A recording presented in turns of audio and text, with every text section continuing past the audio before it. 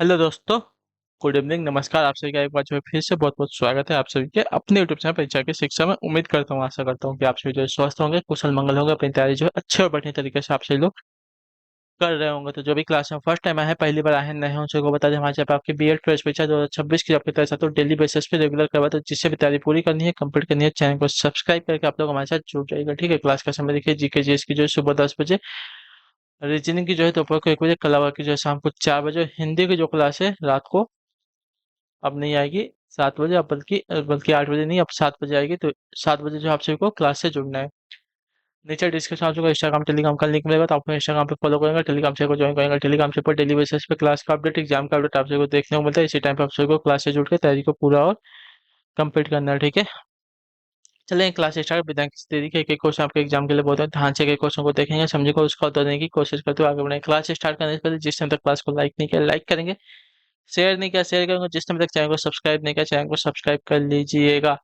ठीक है, चलिए क्लास स्टार्ट करते हैं। पहला क्वेश्चन है, एक उच्च न्यायालय से दूसरे न्यायालय में किसी न्यायाधीश के स्थानांतरण के लिए कौन सी प्राधिकृत है, बताइए।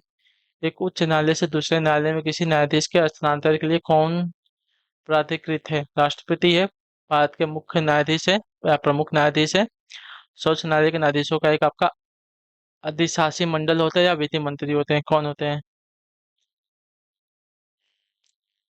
तो उच्च न्यायालय से किसी न्यायाधीश का स्थानांतरण किसी दूसरे न्यायालय में करने के लिए अधिकार भारत के राष्ट्रपति को है। ठीक है, तो ऑप्शन में आपका जो ए दिया गया आपका राइट आंसर हो जाएगा। अगला क्वेश्चन देखेंगे, आपके सामने क्या दिया गया है, 52 नंबर। भारतीय संविधान के मौलिक अधिकारों के अंतर्गत इनमें से क्या सम्मिलित नहीं है? ठीक है,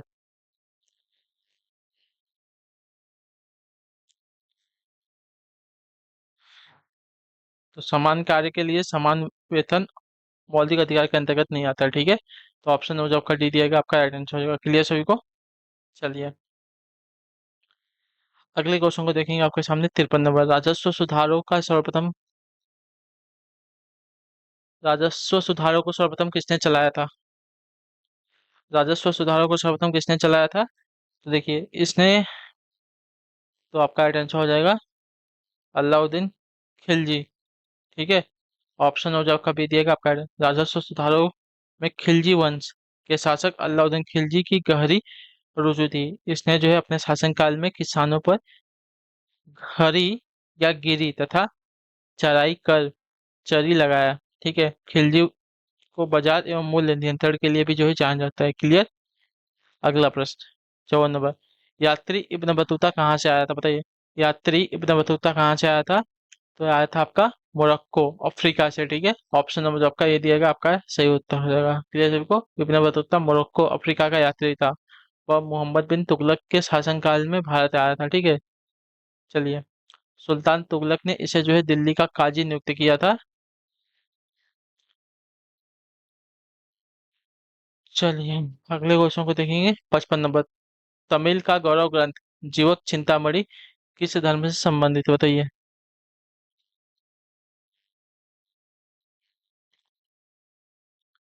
जीवक चिंतामणि जो है किस धर्म से संबंधित है? तो इसका राइट आंसर हो जाएगा यहाँ पे जैन धर्म से। ठीक है, ऑप्शन में आपका ये दिया गया आपका राइट आंसर। तमिल का गौरव ग्रंथ जीवक चिंतामणि जो है जैन धर्म से संबंधित है। इस ग्रंथ में वर्णित कथा के अनुसार जो है नायक अनंत भोग विलास के जीवन को छोड़कर सन्यासी हो जाता है। क्लियर? अगला 56 नंबर। अंग्रेजों द्वारा भारत में अपना सबसे पहला कारखाना किस शहर में स्थापित किया गया था? तो यह किया गया था साथियों सूरत में। ठीक है, ऑप्शन और जो आपका डी दिया गया आपका सही उत्तर हो जाएगा। क्लियर सभी को? कभी खोला गया था? 1608 ईस्वी में। अगले क्वेश्चन को देखेंगे, 57 नंबर। वैदिक विचारधारा आधारित है किस पर, बताइए। वैदिक विचारधारा किस पर आधारित है? तो वैदिक वैदिक विचारधारा की अगर बात करेंगे तो आपका राइट आंसर क्या हो जाएगा? महाभारत पर, गीता पर, रामायण पर, या वेदों पर? तो वैदिक विचारधारा आपकी जो है वेदों पर आधारित है। ऑप्शन नंबर हमारा जो डी दिया गया है साथियों सही उत्तर होगा। क्लियर सभी को? हाँ या ना? चलिए तो वेदों पर। अगला प्रश्न है 58 नंबर।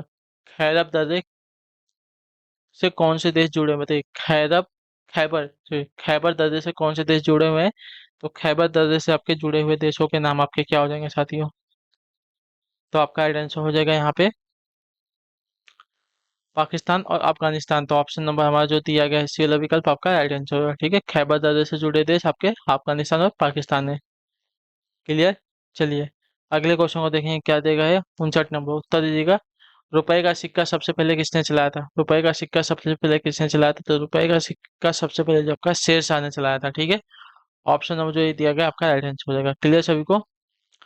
शेरशाह ने अपने शासनकाल में सबसे पहले घिसे पिटे सिक्कों के स्थान पर जो है शुद्ध चांदी का रुपया चलाया था। ठीक है, इन सिक्कों में जो है 180 ग्राम का चांदी का तथा 380 ग्राम का तांबे का जो है सिक्का था। 60 नंबर प्रश्न। निम्न देशों में से किस देश की सीमा जो है अफगानिस्तान से नहीं लगती है? बताइए, निम्नलिखित देशों में से किस देश की सीमा अफगानिस्तान से के साथ नहीं लगती है? तो आपका राइट आंसर यहाँ पे हो जाएगा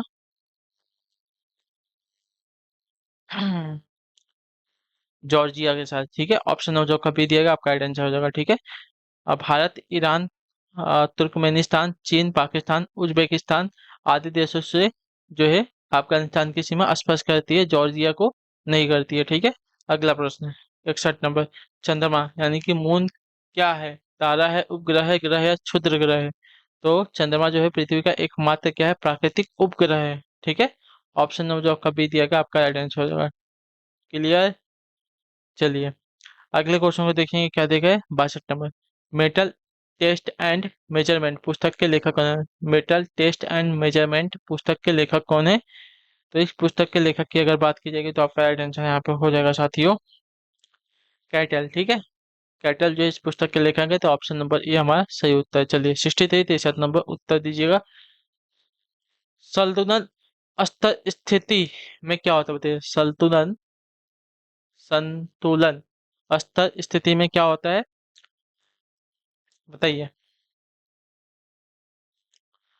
तो फर्म शून्य लाभ पर स्थिति में होती है। ठीक है, तो ऑप्शन में जो आपका दिया गया डी वाला विकल्प आपका राइट आंसर है। संतुलन स्तर स्थिति यानी कि ब्रेक इवन पॉइंट वह स्थिति होती है जब किसी फर्म, कंपनी, संस्था को न लाभ हो न ही हानि, अर्थात फर्म शून्य लाभ की स्थिति में होती है। ठीक है, अगला प्रश्न 64 नंबर।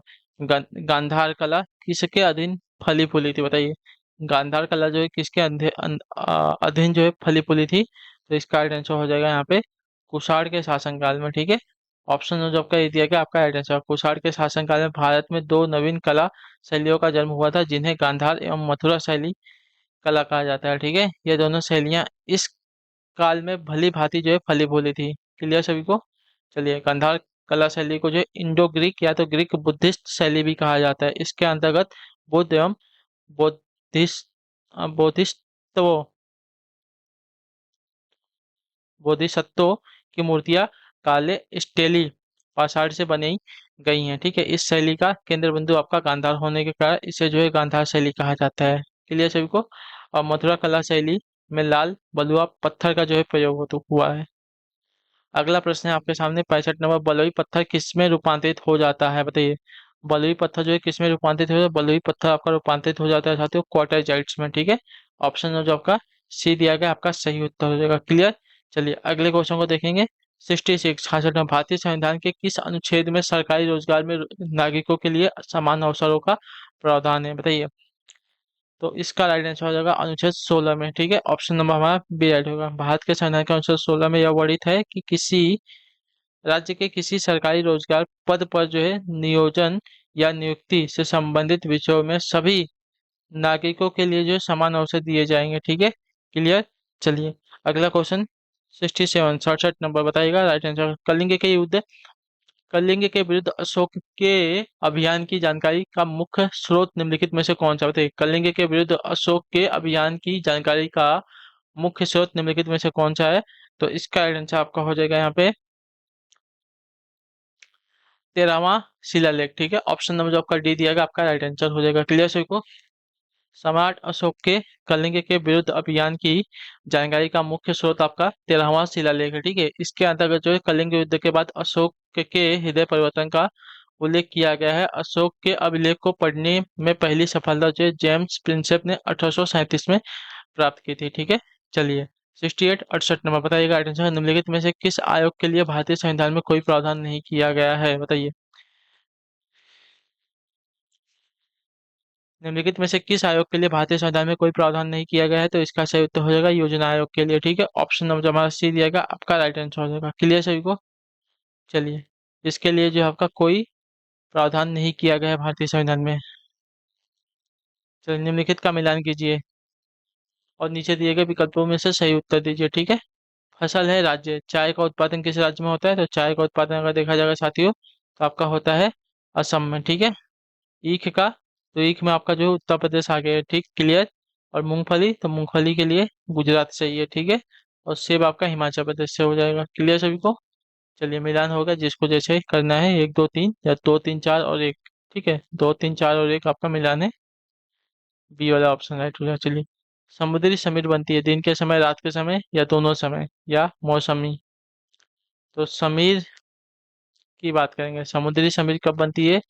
तो समुद्री समीर जो है दिन के समय बनती है, याद रखिएगा। ठीक है, तो ऑप्शन नंबर चौका ए दिया गया आपका राइट आंसर हो जाएगा। क्लियर। चलिए, अगला आपका 71 71 नंबर, वर्ष 1937 में किन दो राज्यों में जो है गैर कांग्रेस मंत्रिमंडल थे? बताइए।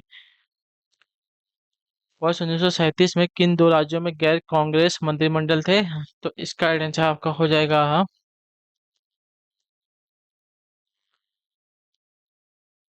पंजाब एवं बंगाल में। ठीक है, पंजाब और बंगाल में। तो ऑप्शन नंबर हमारा जो ये दिया गया आपका राइट आंसर होगा। वर्ष 1937 में बंगाल और पंजाब राज्यों में जो है गैर कांग्रेस मंत्रिमंडल थे। क्लियर। अगला प्रश्न 72 नंबर, भारतीय संविधान की 8वीं अनुसूची में कौन सी चार भाषाएं सबसे बाद में जोड़ी गई हैं? बताइए।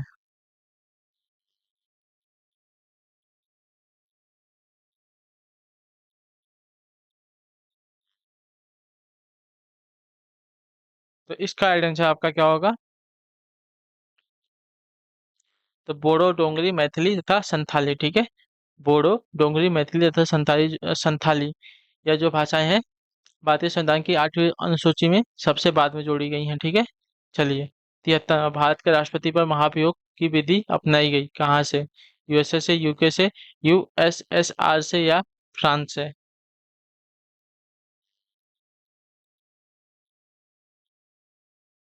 तो यूएसए से। ठीक है, ऑप्शन नंबर जो आपका ये दिया गया है 73 पे आपका सही उत्तर हो जाएगा। क्लियर है, महाभियोग की जो विधि है भारत के राष्ट्रपति पर अपनाई गई है यूएसए से। तो ऑप्शन नंबर ए हमारा राइट हो जाएगा। अगला प्रश्न है आपका 74 नंबर, प्रवाल भित्तियां समुद्री प्रतिरूप हैं किसकी? बताइए। प्रवाल भित्तियां समुद्री प्रतिरूप हैं किसकी? तो इसका राइट आंसर आपका हो जाएगा साथियों यहाँ पे उष्णकटिबंधीय वर्षावनों की। ठीक है, प्रवाल भित्तियां समुद्री प्रतिरूप हैं उष्णकटिबंधीय वर्षावनों की। तो ऑप्शन नंबर हमारा बी राइट है। चलिए, 75, विश्व की सबसे बड़ी खारे पानी की झील कौन सी? बताइए। विश्व की सबसे बड़ी खारे पानी की झील कौन सी? तो विश्व की सबसे बड़ी खारे पानी की झील की अगर बात करेंगे तो आपका राइट आंसर यहाँ पर हो जाएगा कैप्सिकन कैप्सियन सागर है। ऑप्शन नंबर हमारा जो सी दिया गया है सही उत्तर है। क्लियर सभी को? विश्व की सबसे बड़ी खारे पानी की झील आपकी जो है कैप्सियन सागर है। चलिए, तो इसी के साथ जो क्लास है आज की यहीं पे पूरी हो गई, कंप्लीट हो गई। उम्मीद करता हूँ आपसे को क्लास जो अच्छी लगी, पसंद है, अपना जो फीडबैक है क्लास का नीचे कमेंट, क्लास अच्छी है क्लास को लाइक करें, चैनल पहले चैनल को सब्सक्राइब करें। हम आपसे मिलेंगे आपकी अगली क्लास में, तब तक के लिए टाटा बाय बाय, जय हिंद जय भारत। आपसे क्लास से जुड़ने के लिए बहुत बहुत ही धन्यवाद साथी।